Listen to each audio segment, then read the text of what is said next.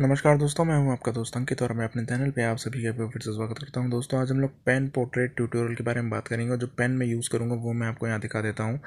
ये है बिक ब्रांड की पेन और देखिए यहाँ लिखा भी हुआ है BIC बिक। और ये सबसे ज़्यादा पॉपुलर पेन है जो कि पेन पोर्ट्रेट्स में काम में आती है। ये मीडियम है और पॉइंट साइज़ इसका 1 mm है। तो यहाँ मैंने कुछ ऑनलाइन आउटलाइंस को ऑलरेडी ड्रॉ कर रखा है फ्रेम वर्किंग करके, जिसे मैंने बताया हुआ है आपको, आप देख सकते हैं, वो भी चेक कर सकते हैं। और यहाँ मैं वैल्यूज़ को इसमें इम्प्लीमेंट करूँगा और आप देखेंगे कि किस तरीके से मैं वैल्यूज़ को ऑप्ट करता हूँ। और यही चीज़ यहाँ समझाने वाली है फ्रेंड्स कि आप जब भी पेन से पोर्ट्रेट ड्रॉ करते हैं तो मोस्टली आपको क्रॉस हैचिंग्स ही यूज़ करनी पड़ती हैं, क्योंकि कंटूरिंग करके ड्रॉ करेंगे तो बहुत ज़्यादा टाइम टेकिंग होता है और वो मेथड उतना ज़्यादा मुझे इफ़ेक्टिव भी नहीं लगता, खासकर पेन पोर्ट्रेट्स की अगर मैं बात करूँ, क्योंकि pen is something which is meant for cross hatching things only. किस इसमें आप अपनी पेन की स्ट्रेंथ को दिखाते हैं कि स्ट्रोक्स में आपकी क्या स्ट्रेंथ है, इसलिए क्रॉस हैचिंग ज़्यादा प्रेफरेबल मेथड होगा। तो हम उसी को इम्प्लीमेंट करेंगे फ्रेंड्स। स्मूथली भी कुछ लोग ड्रॉ करते हैं शेड्स करके, लेकिन मुझे अभी यहाँ पे मैं आपको क्रॉस हैचिंग टेक्निक ही बताऊँगा।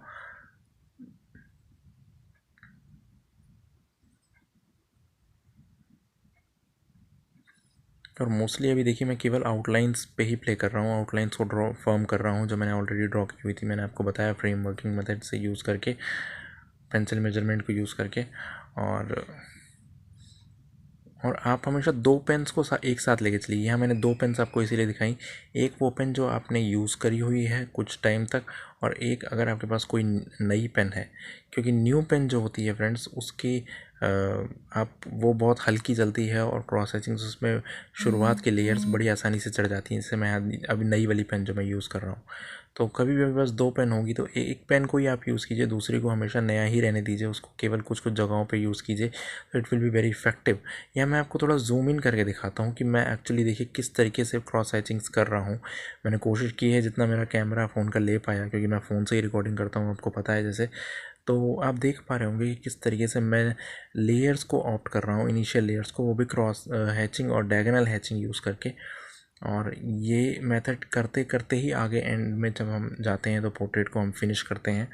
कोई भी और ब्लेंडिंग टूल या फिर कोई भी और स्मजिंग वगैरह कुछ भी नहीं यूज़ होता, केवल आपकी पेन ही है जो आपके साथ है। और इवन आप उसको इरेज भी नहीं कर सकते, क्योंकि mostly pens are not being erasable. There are few pens जिसका मैंने अभी रिव्यू किया था, पेपरमेट वगैरह की कुछ पेन्स आ रही हैं।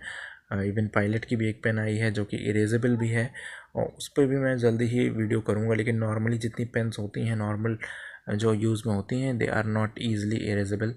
तो इसीलिए बहुत ध्यान रखना पड़ता है फ्रेंड्स। आप बहुत हल्की लेयर से स्टार्ट करें तो आपको काफ़ी ज़्यादा बेनिफिशियल रहेगा। अगर कुछ गलत होगा तो आपकी वो हल्की लेयर्स आप उनको छुपा सकते हैं, हटा सकते हैं। तो हमेशा कोशिश ये कीजिए। अब यहाँ देखिए मैं, जैसे मैंने बताया था, आई लैशेस को ड्रॉ कर रहा हूँ और वही जो टिक मारने वाला तरीका है उसी को ऑप्ट कर रहा हूँ। यहाँ पे थोड़ा सा प्रेशर ज़्यादा दे रहा हूँ पेपर के ऊपर।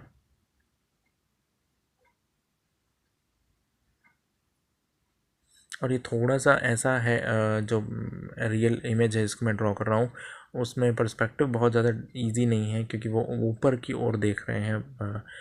जो एक्ट्रेस है जिनको मैं ड्रॉ कर रहा हूँ तो वो आप देख पा रहे होंगे, साइड में इमेज मैंने डाली हुई है उनकी। तो वो थोड़ा सा इतना ईजी नहीं है, लेकिन we will definitely try to get the best results.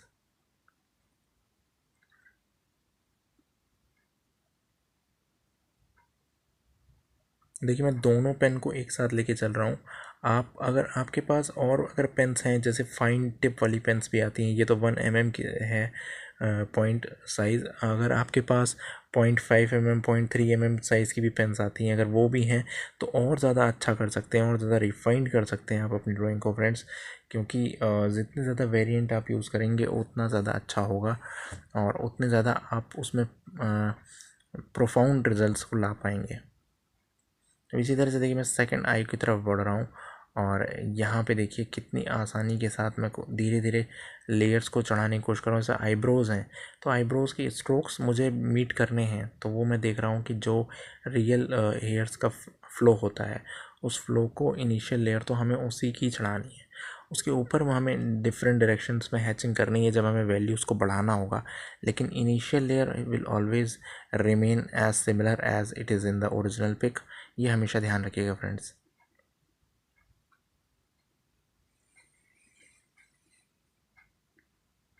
और इस वीडियो में हम केवल आइस को ही फिनिश करेंगे, वो भी फिनिश नहीं करेंगे, एक सर्टेन लेवल तक फिनिश करेंगे और अंत में जाके हम सारी चीज़ों को फिनिश करेंगे। तो ये फर्स्ट एपिसोड है इस सीरीज़ का। सेकंड एपिसोड में मैं जल्द ही डाल दूंगा, क्योंकि काफ़ी लोग रिक्वेस्ट करते हैं कि पेन पोर्ट्रेट के ऊपर भी कुछ हमें बताइए रियल टाइम या फिर थोड़ा सा स्लो मोशन में करके। तो इसलिए मैंने इसको किया है पूरा स्लो मोशन। तो ये ऑलमोस्ट मुझे 20 मिनट लगे थे पूरा बनाने में, इतना जितना मैंने यहाँ पे दिखाया आपको। तो मैंने थोड़ा सा टाइम लैप्स किया है कुछ कुछ जगहों पे, लेकिन ऐसा रखने की कोशिश की है कि आपको समझ में आए फ्रेंड्स अच्छी तरीके से।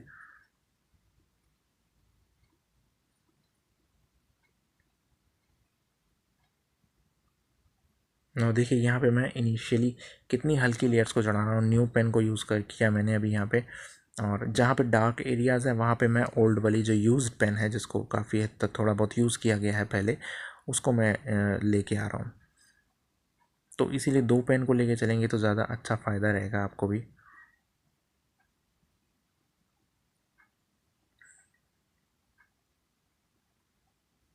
और ये पेन फ्रेंड्स बहुत ज़्यादा लॉन्ग लास्टिंग होती हैं, ऐसा नहीं है कि बहुत जल्दी ख़त्म होती हैं। मैं तो जितनी पेन्स मैंने ली थी, मैंने 12 पेन्स मंगाई थी अमेज़ोन से, और ये अभी तक मेरी लॉन्ग लास्टिंग इतनी ज़्यादा है कि मेरी एक भी पेन ख़त्म नहीं हुई है। मैंने हालांकि 4 या 5 इवन ज़्यादा ही, इससे ज़्यादा ही कर लिए हैं अभी पेन पोर्ट्रेट्स। लेकिन आपको मैं बताऊँ इनकी लॉन्ग लिवनेस की मैं बात करूँ तो ये काफ़ी ज़्यादा लॉन्ग लास्टिंग होती हैं। तो ऐसा नहीं है कि बहुत जल्दी ख़त्म हो जाएंगी तो आप सोचें को बहुत कॉस्टली है। और ये एक पेन अराउंड 20 रुपीज़ के अराउंड है इसका कॉस्ट, अगर मैं एवेलुएट करके देखूँ तो इतनी ज़्यादा बहुत एक्सपेंसिव भी नहीं है, लेकिन ये पेन बहुत ज़्यादा रिनाउंड है।